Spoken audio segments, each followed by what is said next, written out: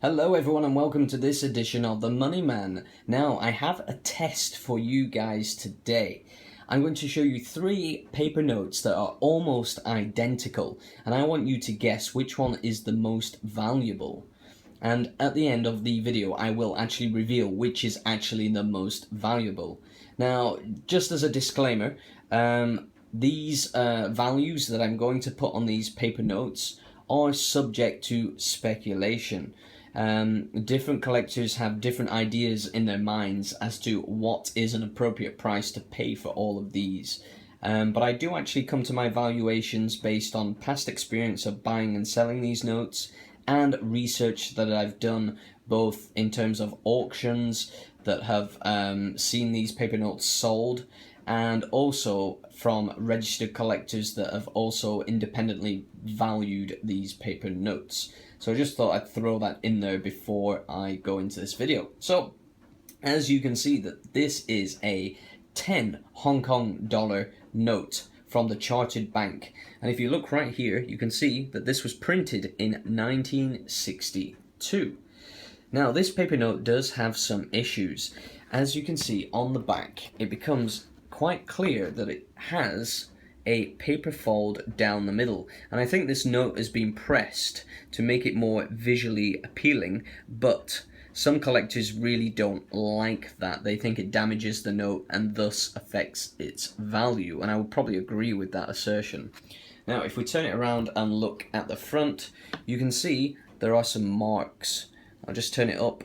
Here you can see there are some little marks and there's a hint of a corner fold here which has also been pressed, I believe, and there are some other sort of dirt marks on this note, so it is definitely circulated. It's definitely gone through people's hands, it's definitely been used, and that all affects its value. If we turn around and look at the back, you can see the colour has faded a little bit, and you can see that some of the lettering on the front has started to fade. So all of these things do reduce the value of this note. So we'll call this example A, and we'll just put it down there like that. So the next one I will show you is an uncirculated version of the same note, but with one notable difference. You can see that there is no date on this note. So this paper note was produced anywhere between 1962 and 1970. And I will tell you that I paid around 250 Hong Kong dollars for this, about £25, but it is worth more than that. And that was with postage and packaging as well from the United States. So if we turn it around and have a look, you can see the colour is really bright. There are no paper folds, there's no tears, there are no holes in this note. It is uncirculated. And I've really got to say that out of all the Hong Kong currency that I have from the colonial era, this is one of my very favourite paper notes. I think the design and the colour scheme is absolutely beautiful. It's simple in many ways, but it's just really stunning. And I think the artwork in this note is just some of the best when it comes to Hong Kong currency. So that we will call example B. And then if we move on to the final one, which is example C, you can see that this one is contained in a protective seal, and at the top it says paper money guarantee. Now this is a bit of a game changer. This has actually been officially graded by a professional paper money grading organisation, and it's been given the grade of 58, choice about uncirculated. So it's not absolutely uncirculated, it is almost uncirculated. The highest grade that can be achieved in this grading process is 67, so you can see that this is quite a way off that 67 mark, but this note is in great shape. Now, the fact that it's been graded will increase its value because it basically guarantees to collectors that this paper note is authentic, and it makes it much safer to understand its value because it has been officially graded. So you know that experts have looked at this and they have come to the conclusion that it is graded at the level of 58, choice about uncirculated. So that will increase the value of this note because it's gone through that process. And it's much safer as a purchase, especially on the internet, where the buyer cannot actually physically touch or look at the paper note. So that is, of course, example C. Now, which one is the most valuable? Well, are you ready? It is actually example A. Now, example A is in the worst condition of the three, but there is one thing that makes it much more valuable, and it's the fact that it was produced in a much lower quantity than the other two notes, and that can be deduced from the fact that it's got 1962 printed on this note. So what is its value? Well, the jury is a little bit out on the decision as to what the actual grade of this note is. It's a little bit speculative.